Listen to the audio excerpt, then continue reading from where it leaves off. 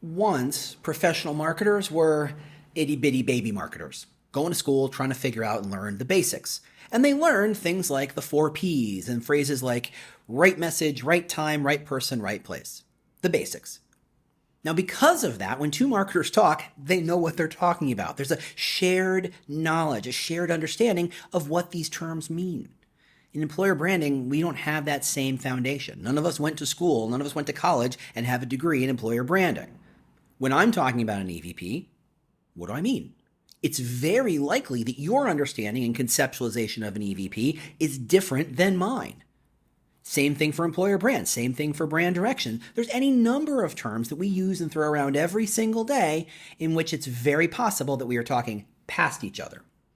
So in this, the fifth episode of The Brand Plan, Marcus and I lay down the law and define the basic terms that we use every single day. Hey, Marcus. Hey James, how are you doing? I'm good. How are things in London? Things in London are lovely. I'm playing trumpet in a jazz gig tonight, which always puts me in a good mood. So hopefully that will carry me through this next episode. Well, that's good. That's good. Chicago is getting its wave of forest fire smoke, so it smells like somebody's camp. Smells like I'm camping 24/7 right now. So it's okay. It's better than some of the times Chicago smells, but it is what it is. So this is our fifth episode. I guess we're making this a going concern, right? This is it's a lot of work to get these things stood up and get them ready. But now that we're kind of finding our cadence and finding our groove, I'm feeling great about this. Absolutely, and I just want to say a big shout out to everyone who's given us kind of positive feedback, and we really appreciate it. This is obviously a bit of a new joint venture, and there have been some really kind words, both in public and in private messages. Thanks so much to everyone for reaching out. Yeah, and if you're interested in reaching out more, so obviously, Marcus and I are on LinkedIn. You're Marcus Body, and I'm the War for Talent. Easy to find, very simple. We've also got a website, thebrandplan.show, and the neat little trick the website does is you have a little form you can fill out and ask us questions or kind of say something or tell us our video is funny looking, or you can actually leave us a voicemail. There's a button in the bottom right-hand corner of that website. Click the little microphone, leave us a voicemail. Spoiler, we may end up using it on the show. Who's to say? We don't know yet. Absolutely. All right. So, this being episode 5, it's finally time to talk about the serious stuff, unlike all the other stuff I guess we've been talking about. I've always joked that because employer brand is so new, it's very easy for someone to come in and say, I'm going to tell you what the definitions are, but those definitions are very, very biased because they're going to set me up to sell you this thing that turns out that only I sell.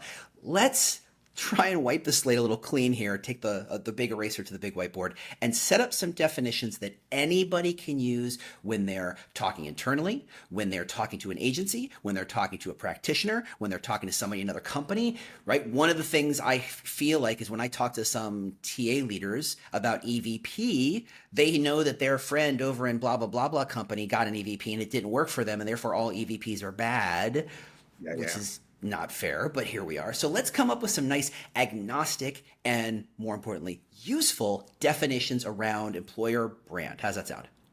That sounds brilliant. Yeah, and I think it's a really helpful thing. We have to do this internally at the agency all the time, and even the people who work in this all the time will constantly be talking to each other, going, "What do we think this means exactly and pedantically?" Because actually, if we're going to work together on projects, and you're going to have a team of 5 of us working on something, we have to all agree exactly what we meant by something as well.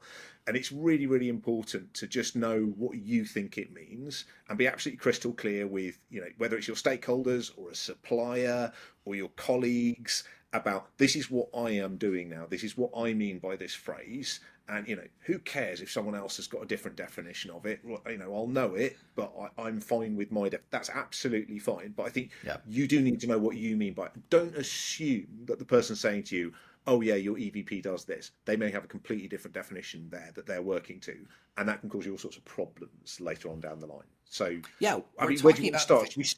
Well, we're talking about very abstract concepts here. I mean, I find myself, I have to write about them and kind of say, okay, where am I drawing that line between these two ideas? To me, they're all glummed up, but it doesn't matter because it's just me in my head.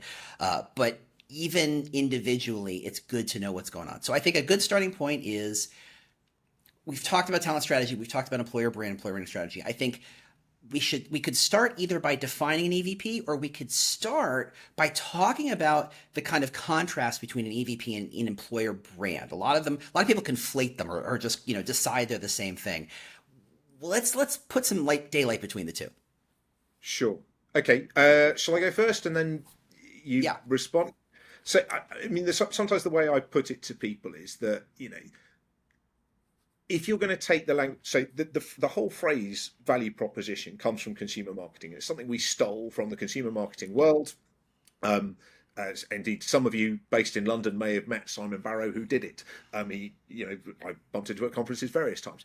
But the idea was, we'll take this language from consumer marketing and turn it into something that we're going to use in employment marketing. And if you take that original version, the EVP is the logical sell. That's all it is. To the person who might work for you, this is the sell for why you should come and work here. In the same way that the value proposition for a chocolate bar was, these are the reasons you want to buy this chocolate bar. And reasons, plural, right? That was always built into consumer value proposition. It's more than one thing. But it's quite a logical thing. Whereas once you start moving into branding, you're now moving away from the logic of stuff into the emotion of stuff. And that's different. I'm just going to explain why I think that's different and why I think that's important. I have the Marcus theory of buying and making decisions, which is that the amount of logic you put into a decision is inversely proportional to how important it is. So to put that in context, I recently bought a headset to use at work, which is something not very important, and I spent hours researching every possible headset I could buy, and then bought the best one, and I've read the reviews and all the rest of it. Whereas the flat I am sitting in, which is worth considerably more than that headset, I bought by walking in the door and went, oh, it feels lovely. I then back rationalised that with lots of logic of, oh, it's got good transport links and it's in a nice bit of London and et cetera, et cetera, et cetera. But actually, almost like the big decisions you make incredibly emotionally. Yes. And I'm afraid moving employer is a big decision, and you are going to make it emotively. It's going to be based on a feeling that going over there will be better for me, a feeling that going over there will be more enjoyable, a feeling that going over there will challenge me more. And it's not something you actually know until you get there. And then you find out if you were right or not. But it is very, very emotive. So I think value propositions tend to be quite logic heavy. When you move into brand is when you're going to start injecting the emotion into that thing. But you've got to have the logic in place first to know what emotion you're going to go and try and drive. So there we go. That's my blurb on EVP versus employer brand. How about you? Well, first, I'm going to tell you, I like the Marcus theory. I think it's a nice add-on to all the math and the brain science that says we do actually make big decisions emotionally, and we post-rationalize why that is. And there's lots of studies and to get into that. But I think it's an interesting kind of corollary to say, look, the level of importance to you is how you measure that. And I think you're 100% right. You do make these decisions emotionally. And I think what happens is because these decisions happen over a great deal of time, we're slowly collecting information and impressions and touch points about said company, sometimes subconsciously, right? We saw the commercial, or we know a buddy who did a thing, who connected, said something nice or said something bad about the company.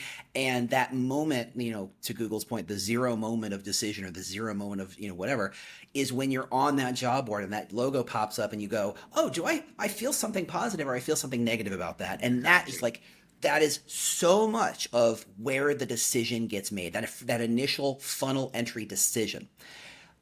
It is emotional, and I think that it is complicated because companies are vast organisms, most of whom do not talk to each other on a regular basis, if at all. And so consequently, what customer service does impacts employer brand, what leadership does impacts employer brand, what recruiting does impacts employer brand, everything impacts employer brand. But it's not like they all got into a big room and said, hey, everybody, how are we going to talk about our employer brand? How does it affect customer service and product selection and feature selection and et cetera, et cetera, et cetera. And so consequently, people are forced to make these very complicated amalgam pictures of the company, right? I'm never going to apply for a cable company because I've once had to talk to a cable company about service. And once you have that phone call, you're never applying for those jobs ever again. I'm sorry. It's not an exciting moment. But the employer brander didn't show up in the customer service team and say, you should really be as boring and as unhelpful as possible. That's useful. No, completely. And this is most job decisions. Like, actually, my last job move was weird in that it wasn't that way, because I was coming back to a company I worked at before and a lot of the management team was still in the same place. But that's really unusual that I actually knew what I was joining. Every other job move I've ever made, I haven't known. I've had strong suspicions or weak Yep. suspicions, or like I've had greater or lesser levels of confidence in what I'm doing. But it's kind of, so I think that's where I would tend to draw that dividing line is if you're in the field of coming up with a logical case why someone should join you, you're in EVP territory. As soon as you start going, right, now let's turn that into something, the emotive version of that, that is going to actually move people to do something. Now you're in the territory of branding, and you're going to be in the territory of coming up with a creative look and feel, and strap lines and videos and emotive things designed to make me feel a way. Okay, now we're in the realm of employer branding, and these things are completely related to each other. And I would hasten to add, this also applies if you're using it internally as well. Same thing. True. If it's the logic of why someone should stay with you and thrive with you, you're in EVP territory. If you're in the, here's what we're actually going to send to all of our employees, the swag perhaps to kind of make them feel motivated and loyal. Right now, you're in the territory of employer branding. You're now doing the thing that is going to make them feel the way you want to make them feel. Interesting. And I want to kind of add on, I think most people, when they hear the word emotion, they go to very, very base, simple emotions. I want to feel happy, or I want to feel angry. Like, they're very raw emotions. And really, there's so many different reasons why you like working there. You feel, and the word feel is important here, like I'm connected to a larger idea. I feel like I'm connected to a larger team. I feel like my work is valued. I feel like my work is seen outside the universe and people appreciate it. I feel like there's a whole list of things you can feel. And I think one of the challenges and one of the things that gets us into employer blanding land is we think the emotions are simple, and emotions are incredibly subtle, and they are created so many different ways. But I think we have to say, look, if you're going to pinpoint, to me, I think of them as motivations as much as emotions. But what is the reason you're driven to do a thing? That's all feeling. That is all emotion. But it's not just raw. You're going to feel happy every day. Like, so many websites feels like that. It's all stock art of people smiling, right? It's all just these same over and over. You're like, I've been at a lot of companies, and maybe I'm just a sourpuss, but I've never seen as much smiling at work as I do in the stock art that covers your website. So tell me what's going on there. Yeah. It's. I think particularly we notice it obviously because the standard of dentistry in Britain is not quite what it is in the States, and we sort of see your websites and there's a lot of white teeth going on, and you go, well, they obviously don't employ anyone British there at all because we don't have dentistry that good. But everyone knows there's a veneer, right? And we've got a sophisticated audience who know when they're being marketed to, and that's okay. They will tolerate a degree of marketing, but if it goes too far, okay, now they're not going to believe you anymore. They don't mind you showing you on your best day in the same way that, if I'm going out for the night, I might put on some smarter clothing and I might iron this shirt a bit more carefully. That's fine. Everyone accepts that within a degree, but there comes a point where you go, oh, no, now this person is lying to me. But anyway, now it's all Potemkin Village. It's all just it's all veneer. Yeah. I want to add one more thing, because I think it's interesting the way you're talking about the connection between employer brand and EVP, and the way, and I know we're about to get into what does an EVP look like and what can it look like. My metaphor that I go into is that the employer brand is the sum total of all your activities and all the feelings around what it's like to work there. The EVP is the tent pole that props all that up. It's a big tent, and if without that EVP, it just kind of lies flat, doesn't take up much space. The tent pole of the EVP says, okay, now you understand all the room in which you have to work. That's kind of, and it's a rough metaphor, obviously, but it's just a different way of showing the connection between the two. I think where there is going to be a significant difference, though, is exactly which EVP definition you're using. And I think that's where we should go next. Because I would say there are two distinct camps on the definition of an EVP. And I know some smart people in both camps. It's fine. You just have to know which one you are doing. And this is a conversation I have with clients a lot. And I'm going to put it this way. The big differential is an EVP what you are offering employees, or is an EVP what you are offering employees and what you are expecting from them in return? And those are two very, very different things. And there are some smart people who use alternate things. I'm very much in the camp of no, it's what you're offering. Keep it simple, keep it succinct. What you're expecting in return is going to be defined somewhere else, possibly in a competency framework, possibly in your values, in a different thing. But if you try and do both at the same time, you can end up with something that doesn't really do either. Yeah, and that's muddles it up. Dangerous. Yeah, you're in the Swiss Army knife territory where none of the blades seem to do much good, but you've got 17 of them, so yay, good for you. I think it's really risky because, all employers enjoy far more explaining what they'd like everyone to be than they do like talking about what they're actually going to give those people in return. So I Yeah. think it's quite helpful to keep them separate Hmm. and keep your EVP. This is what we offer. This is what someone gets out of working here. In the same way that the customer value proposition doesn't include the money you're expecting from them, right? It is Yes. what they get out of this. It is a Yes. one-sided version of the transaction. And that's what I would use if a client Because says to me, which definition should we use?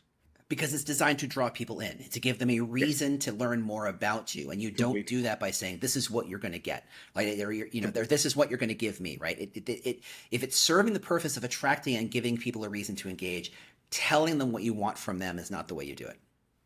It's also because what you want from them, normally companies don't have a problem with communicating that. There's Yeah. plenty of that in the job ad. It's most of it. So you don't need to start adding more. Requirement. Yeah.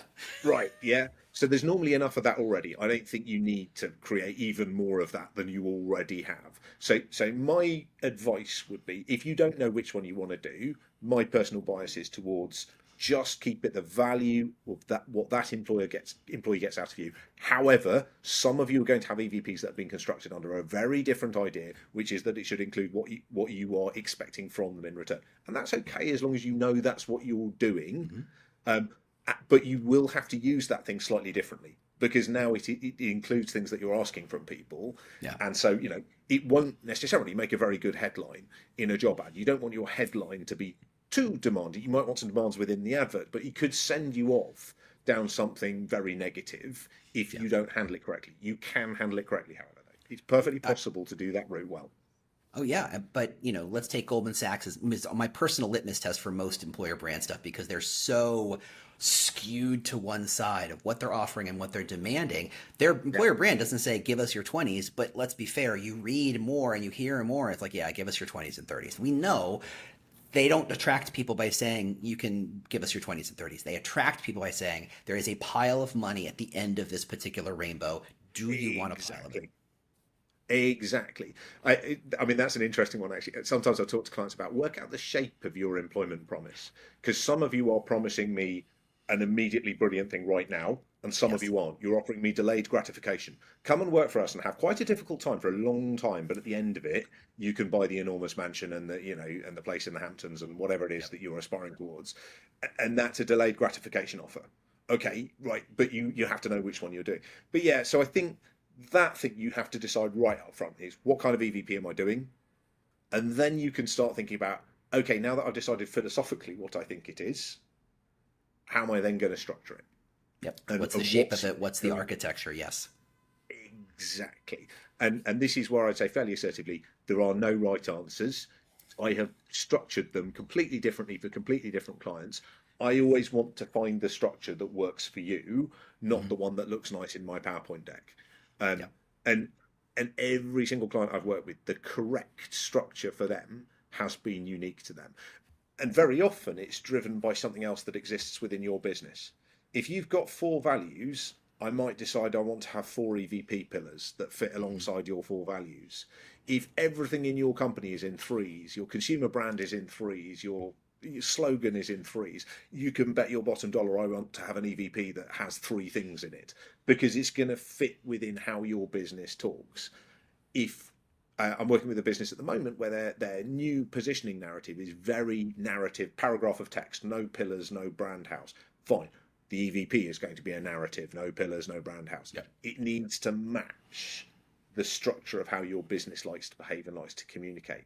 And Yep. that's where things get a bit complicated about what those are. So, I mean, I don't know, where do you want to start, James? How would you tell someone what a brand house is? How, Yeah. Brand house or house of brands, and that's a whole other conversation yeah, right there. Yeah, let's table that particular fight for the moment, leave because that one that for does later get on. complicated, and yeah, Yeah, and it does tend to affect much larger companies a lot more often than anybody smaller than 1,000.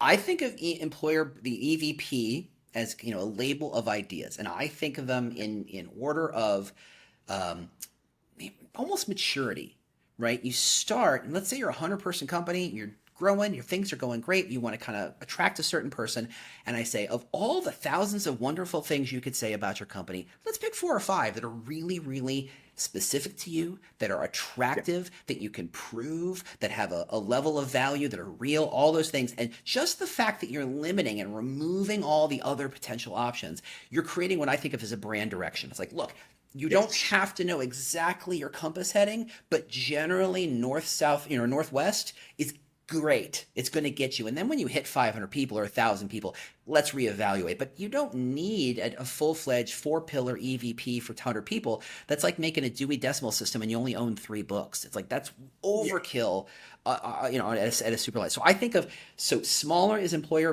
direct or brand direction where you just focus. Yeah. Then you get to brand promise, which is a further distillation of that focus. That is Yes. in the form of a promise. If you work here, we promise you these ideas, these things, these opportunities, and there are 4 million ways to take that. And then once you're a larger company and a more complicated company, and you've got more rigor around your thought processes, your communication style, right? Everything you said about, is it a narrative? Is it 3 pillars? Is it 4 pillars? Does it match your values? Does it match your whatever? That is where EVPs happen because they are very architectural. Right? They're very structural. And you can say, hey, how do I take this piece and apply it to that audience? Because you're usually at that stage such a big company that your generally employer brand isn't going to fit everyone equally. So you have modular functions to say, how do I speak to data scientists and biologists who are radically different audiences, but it's not feel like you're talking to them like they're not working at the same company. Completely. And I think, some of this is going to come back to you need to think through who's going to use this thing. Once I've made it, who is actually going to pick this thing up and use it? And in particular, I talk to a lot of clients about who are the users who are communications professionals and therefore are used to like complicated brand structures. There is no point creating a complicated brand structure if the people who are going to use it all the time don't do that kind of role. Yeah. If it's like, so the internal comms team are fine with like a brand house that's a little bit, we'll come on to them in a minute, but they're used to a more complicated structure and that's fine. But quite a lot of people in TA don't come from that background. They've come from being, they might have been in an agency, then they're people who are good at talking to people, right? So actually, you don't want to create a model that's optimized for writers. You want to create a model that's optimized for someone who likes talking to people on the phone because that's what you've hired this person for being. So create a thing that they can use if they're going to be the primary users of it. And that whole how complicated should we make it is dictated by, well, who's going to use it? Like if your external agency should be able to use whatever you create if they're any good. That's not a problem. But it's particularly the internal users of this thing. Who are they, and therefore, what's the most helpful thing you can give them? Is worth thinking about, and make the language appropriate to them.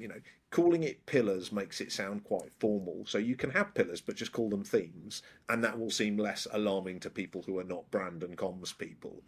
It's what they are. It's fine. Call them that, and that brand promise at the top of it, or sometimes we call them a driving sentiment or something. It's the one-liner, it's the elevator pitch. It's that if you were stuck in a lift with someone and said, hey, you should come and work with us because, what's the end of that sentence, right? And it's not going to be 4 pillars in a PowerPoint slide because you're stuck in a lift with them. It's going to be a sentence, and that thing is incredibly helpful for all sorts of people. That's really helpful for like our creative teams. When I hand a creative team, an EVP that consists of a number of pillars, I can see their eyes glazing over.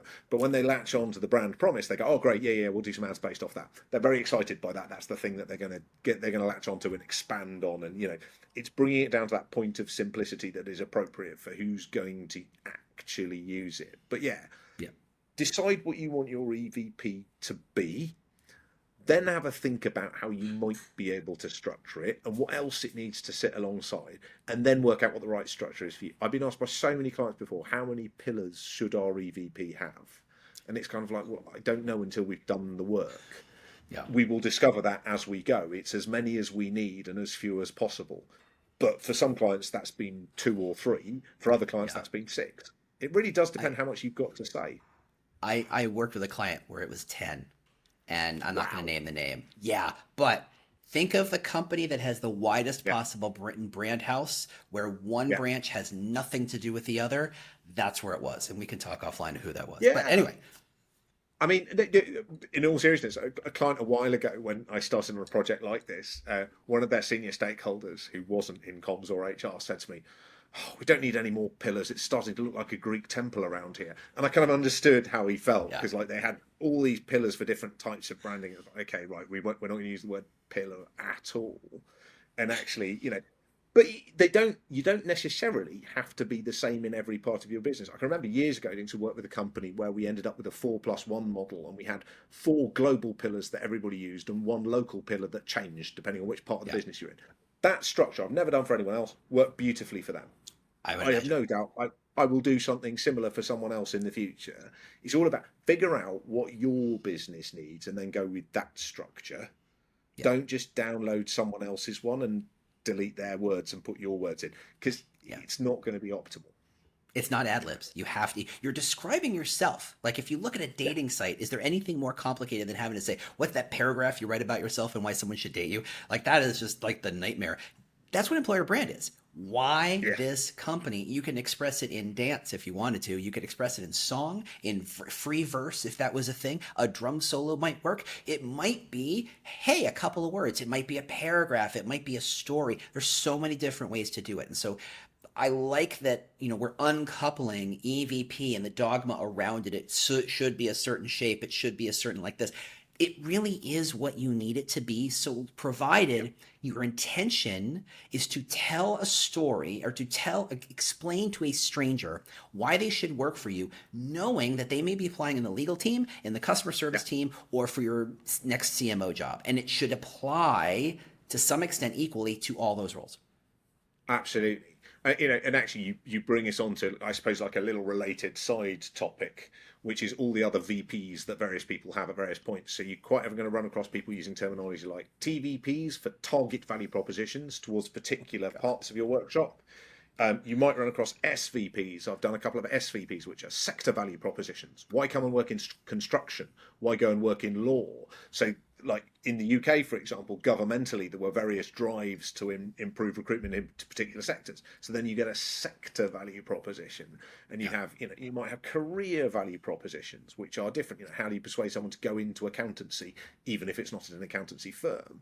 So, like, there are all the other like versions of EVP that exist as well that aren't necessarily now about an employer. They might be Yeah. about a sector or about a particular profession, or indeed a profession within the local value propositions. Are we going to have a version of our EVP that is for Scandinavia? Yeah, sure, you might do, but you need that common point to start from, and Yeah. that's Yeah. normally what we're talking about. Yeah, I So bake some where that's applicable. I try to bake that into a larger idea. Like when we're talking to a biotech that did a lot of data science work, the the message to the data science was all about this is why you should choose biotech because you're going to save lives. Whereas to the biologists, they showed up expecting to save lives. Why they went to school? yeah, yeah, yeah. This was anticipated. This was explaining water to a fish. To a data scientist, was effectively a sector value proposition. This is why you should not spend your Completely. data science there trying to sell widgets or trying to recommend Yeah, widgets. It's like, look, go play with genes and figure out how to save lives. That can get baked into it. So that the asterisk I want to apply to all those VPs that I get and I understand and hope never to kind of have to wrestle with myself is that you only have to wrestle with it when it's appropriate. And I think yes, one of the biggest challenges, and I'm gonna guess you agree with me on this one, is it's so easy to expand the balloon to kind of make this project take the entire space.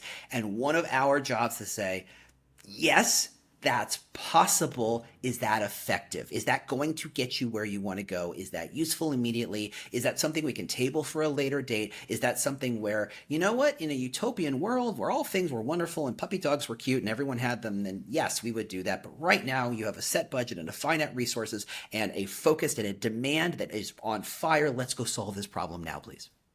back to episode 1 of this podcast, deciding what you're not going to do. That's Yep. having a strategy. Is going right. These are the bits that we need. Do them. Yep. So Okay. that's, So you I guess did that's, mention you said yeah, how in some EVPs if you have 4 values you probably have 4 pillars and I was like this is gonna freak people out because they're gonna say oh value equals pillar, right? That's the trap we get. So let's disabuse everyone of this notion. Are EVP and values connected, and if so, how? so I think this is another one of these ones where the terminology gets confusing because all sorts of different consultants use different things. So quite often, marketing people will talk about the brand values which are not the same as your corporate values. And Yep. quite often, when they say brand values, they are kind of talking about pillars or themes. They've just called them brand values rather than calling them, right? But that's where some of the confusions come from. Whereas obviously, a lot of your businesses are going to have a set of corporate values, which can exist for some really different reasons. I've done a lot of values projects with clients developing values.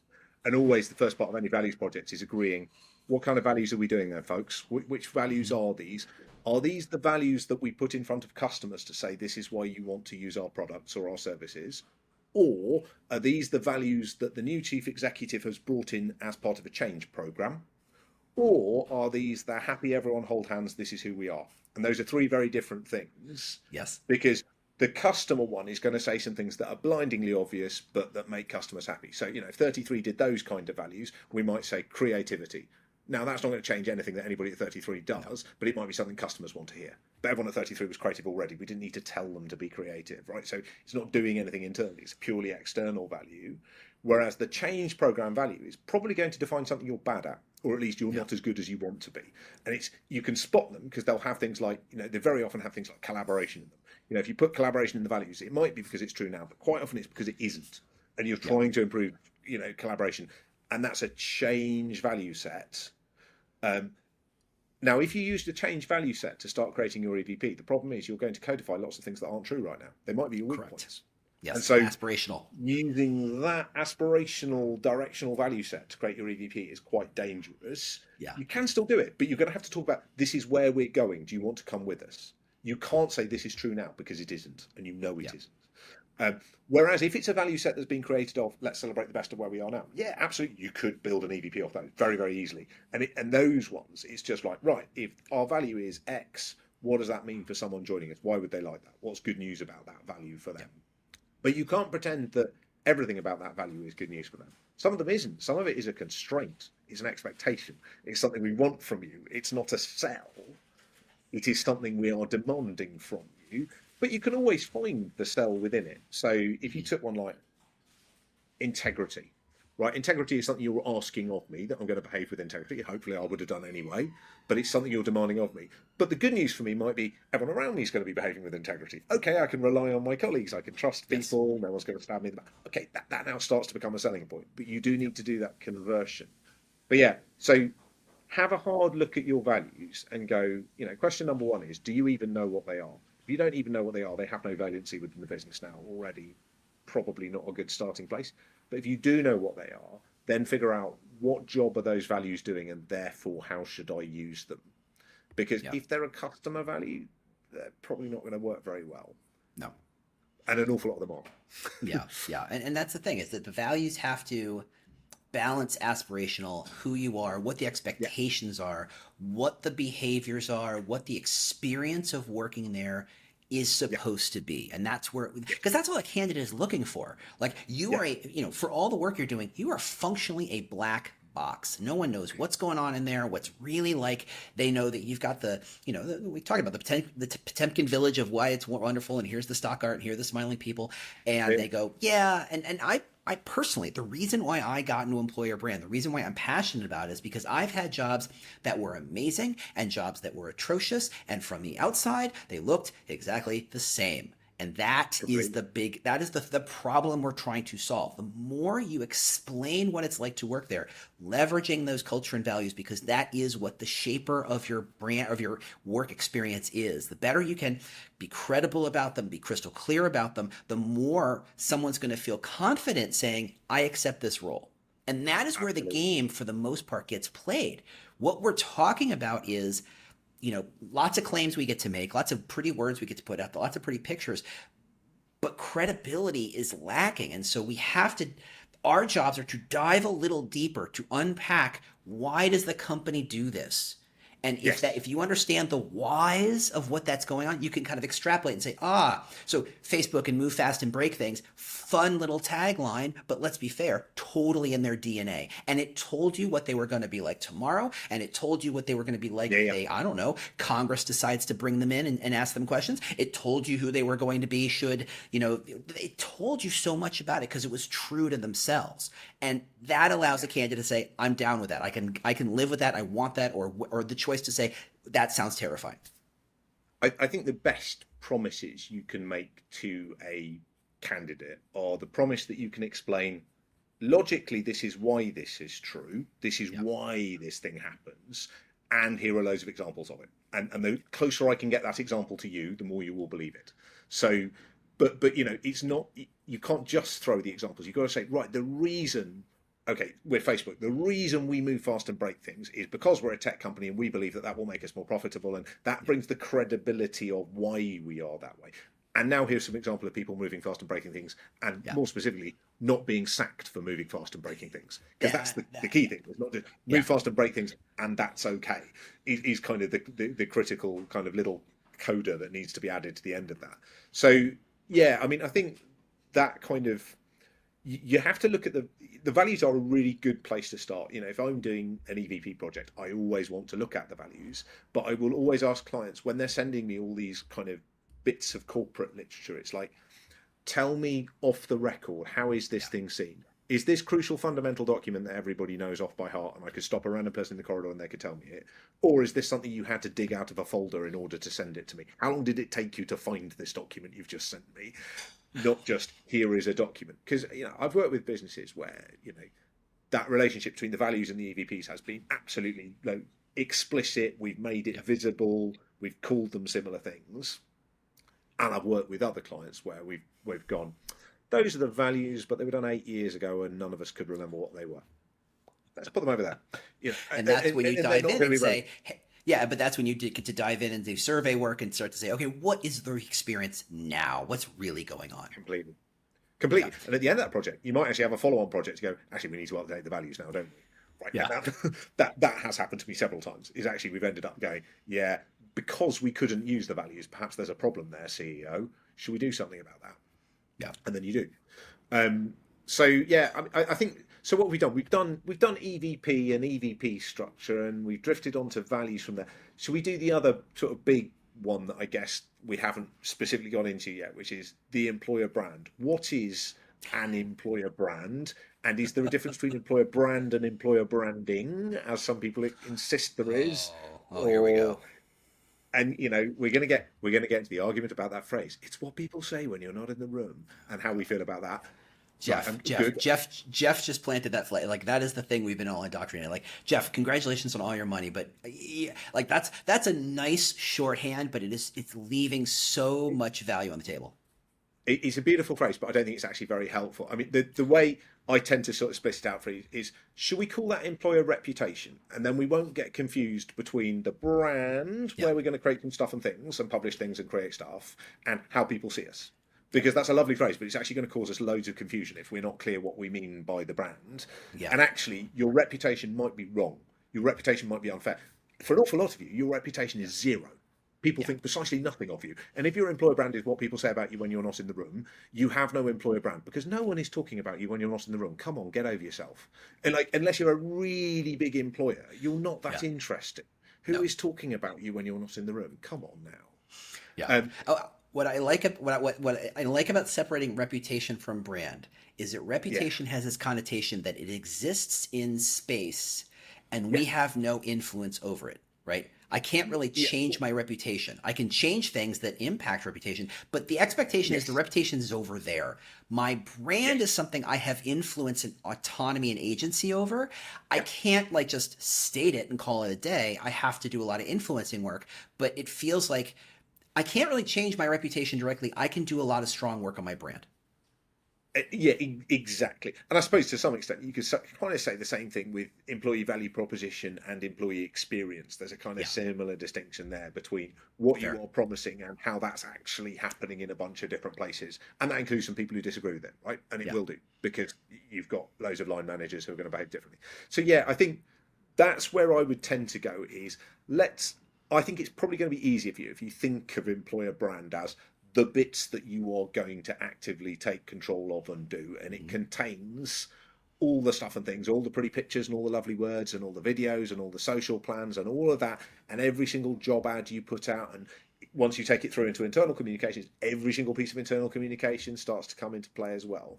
But it is kind of stuff and things. Whereas employer reputation is something that you can't control directly. That's the output we are trying to change. Totally. Totally. But if you start conflating the two things, you get really confused about what you're talking about. And what you can I've do. seen people make some horrible errors by not understanding which one they were talking about at the time. Yeah. And that's why Glassdoor got so famous for so long, is they could take a kind of a weaponized reputation and say, that's your employer brand. And that's what they sold Yeah. for 10 odd years, Yeah. right? That's how they existed. And I'm glad that in general, we started to pull that back a bit. It's funny, it never quite had the influence over this side of the Atlantic that Okay. it was all powerful in the US Certainly. in a massive way. And genuinely, like, for good reasons, it was getting more usage stats than it was over here. It never quite took off over here. I think because British people don't trust each other. Like, it's not only do we not trust employers, we don't trust other reviewers. So actually, we're much more cynical about believing other reviewers in the first place. So I expected to be the one making British jokes, and so far you've been knocking them out of the park. There's nothing British people love more than making fun of their own country. Goodness, John Oliver has come over to the US and made an absolute fortune doing nothing but. Exactly. But exactly.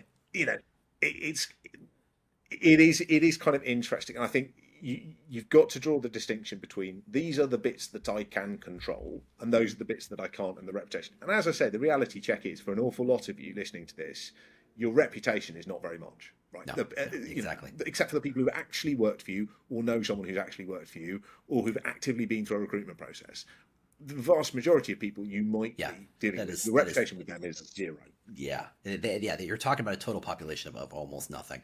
So, yeah. Employer brand, employer branding. I'm going to throw this out there.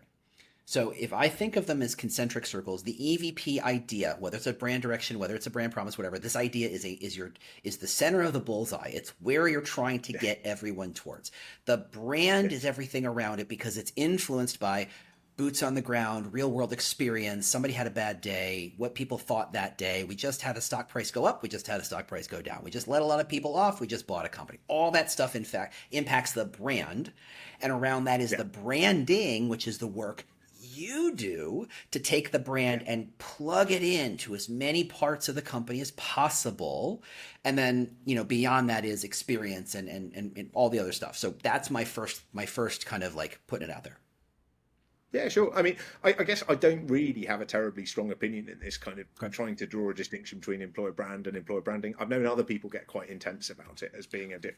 But I think it's back to this point of, as long as you know what you're doing at each point, it doesn't really matter. And as long as you know that the people you're talking to at any point, they understand what you think you're doing as well.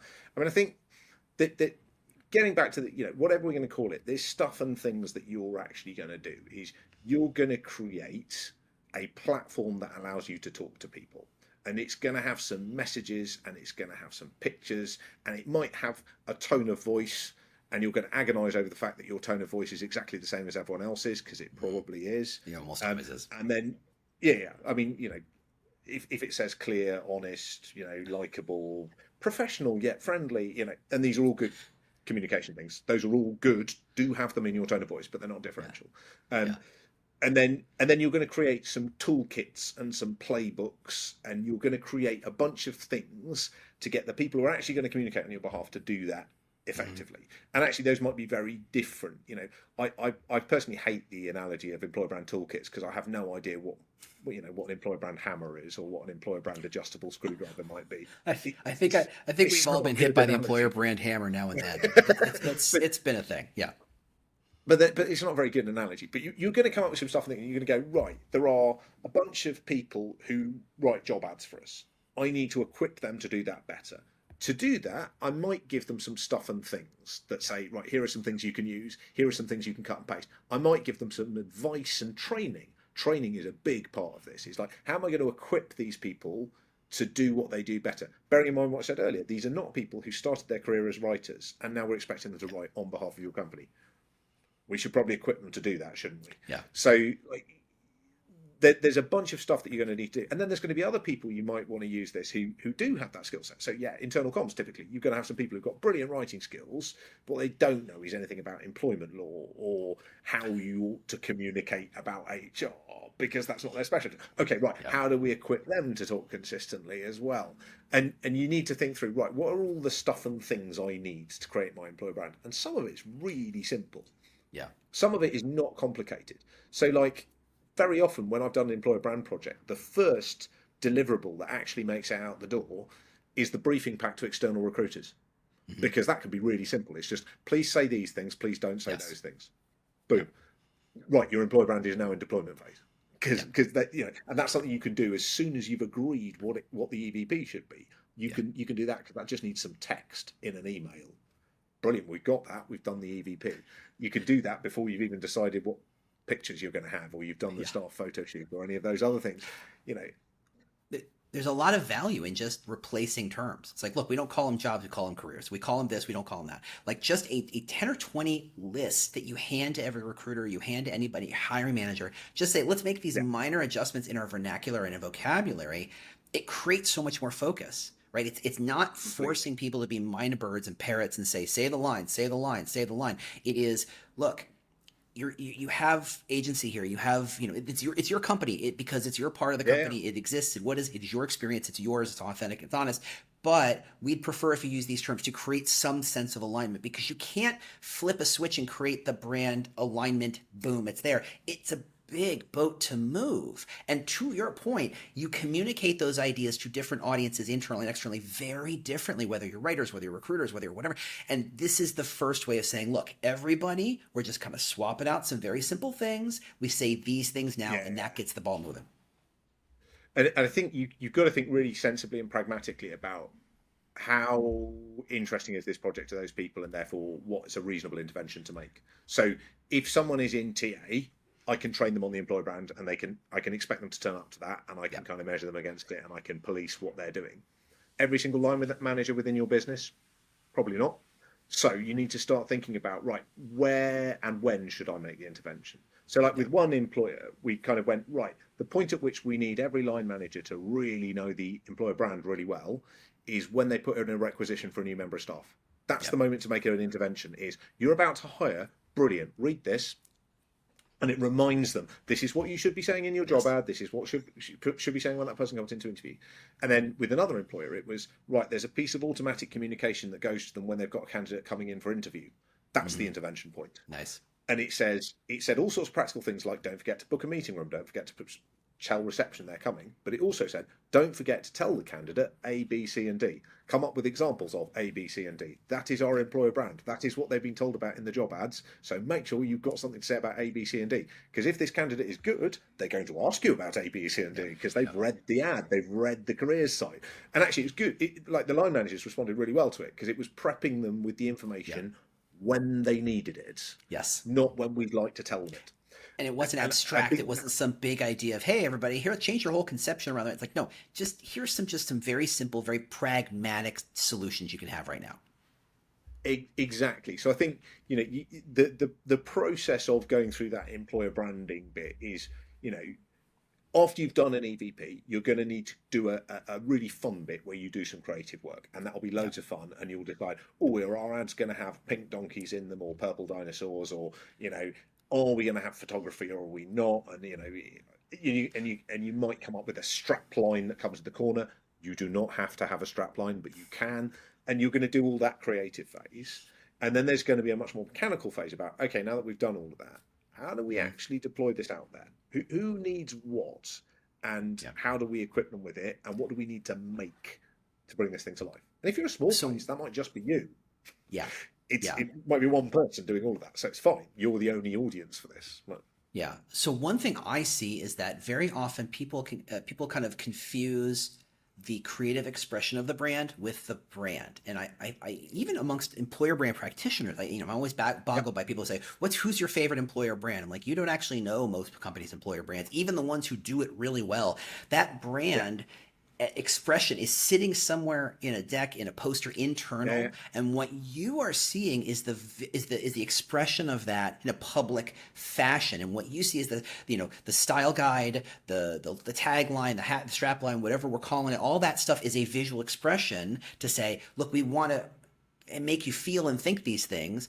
But internally, what you're saying is Yeah. very different. And I think most companies don't quite get that. They think, oh, I'm going to hire an employer brand he or she is going to give me a tagline. I'm going to slap on everything that moves, call it a day. And you're like, no, no, no, no. It's an internal conceptual idea you can express a million different ways, but it creates alignment in a way that the candidate doesn't have to see, but if you do it right, they absolutely feel like they're not, it's not obvious. It's not like smacking them in the face. We're like this. It's not a Geico commercial or a Cadbury commercial with a drum and gorilla, right?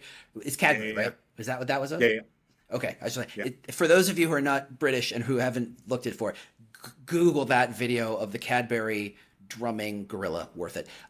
That's a smack in the face commercial, and that's what commercials are supposed to do for the most part. It's supposed to be, hey, I've interrupted your life for 30 seconds or 60 seconds. Waka waka waka. I'm going to wear a chicken outfit. I'm going to do whatever it takes to get your attention. Behind that is the value proposition, is the idea that is often very subtle and very quiet.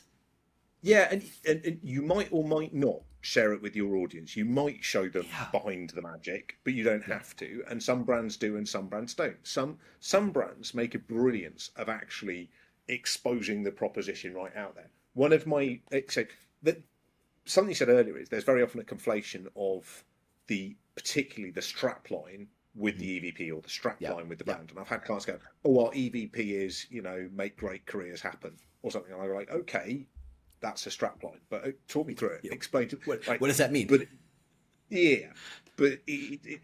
there's kind of like, I think there is a lot of confusion because different people use different terminology, and you just have to be really crystal clear on what you mean at any point. You can expose the whole workings to the external world, and sometimes you see something that's a strap line that appears on an advert and you go, gosh, that wasn't actually the strap line, that was what went into the brief to the creative team, but they decided to actually use it and show it to the world.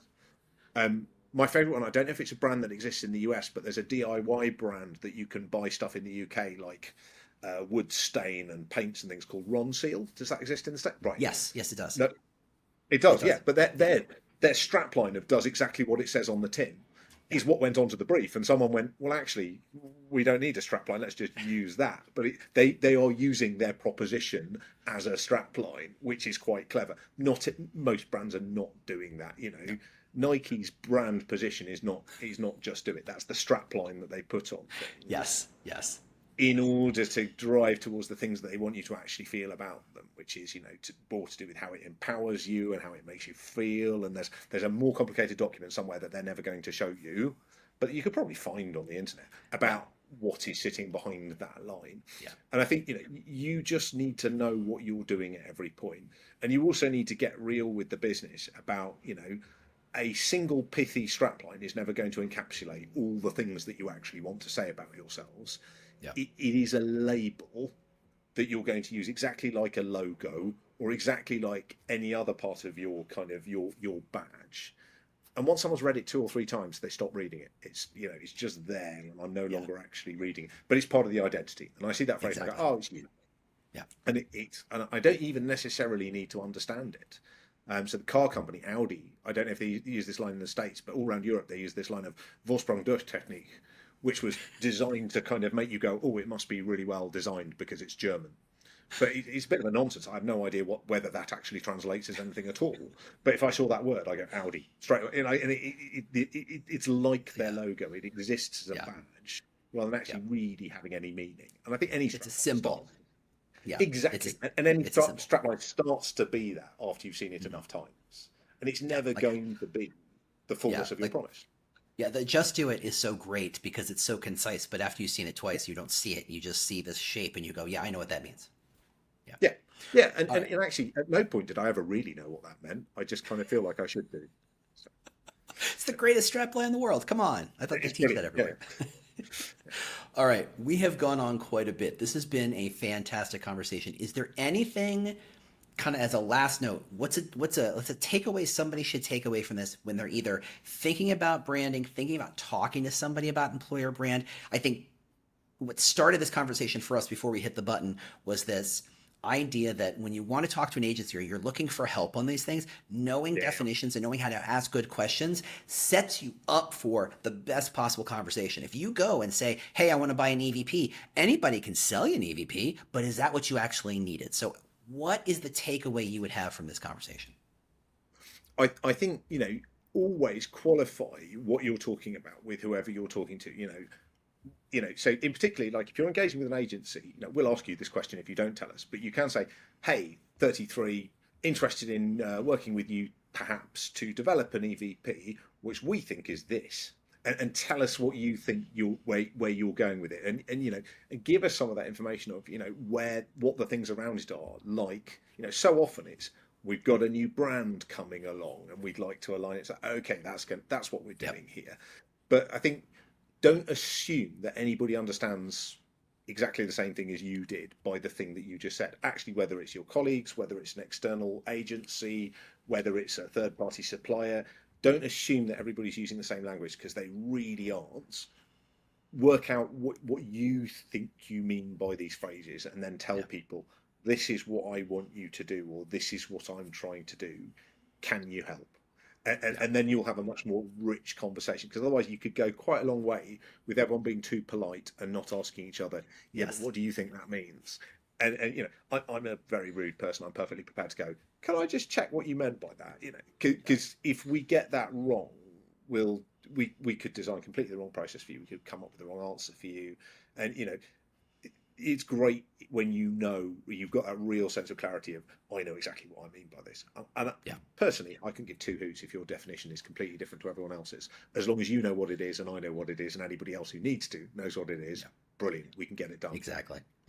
And I think one of the things when you're working with an outside agency or an outside partner in any way, shape, or form, there does come to have that moment where you feel like, what are all these terms? What are all these ideas? Why are they asking for all this stuff? Why are they building all this? Why are they building this very complicated Jenga tower of brand and brand purpose and mission and promise and You're like, I would highly recommend anybody talking to someone like Marcus, like me, like anybody else who does this work, to simply ask each piece, what is the problem that particular piece is trying to solve? What is the brand trying to solve? What is the EVP trying to solve? What is the direction trying to solve? What is the value trying to solve? All of it, when you get it, you understand that it's all necessary in many cases, not every case, right? Smaller companies don't need quite so much, but it is absolutely critical that you ask that every piece, what is the problem that it's trying to solve? And once you do that, you resolve, a lot of what you were talking about, like, are we on the same page? Are we the same definition? And once you understand the problem you're trying to solve, you understand how the pieces work, which is going to serve you the second that agency or partner walks out the door and you go, now what? Because now you know what. Exactly. And I think, back to that thing we've said repeatedly throughout these episodes is, don't just copy everyone else. You don't have to do the same as everyone else. You might look at some bits and go, with the best one in the world, we don't need to do that. We don't need any TVPs because actually we're not big enough that we need to get to that level of complexity. Fine. Don't do anything you don't need. Only do the bits you need to do. And then you're much more likely to get where you need to be quickly, rather than if you try to take on everything. It can get so complicated so quickly, and it maybe wasn't necessary. Totally.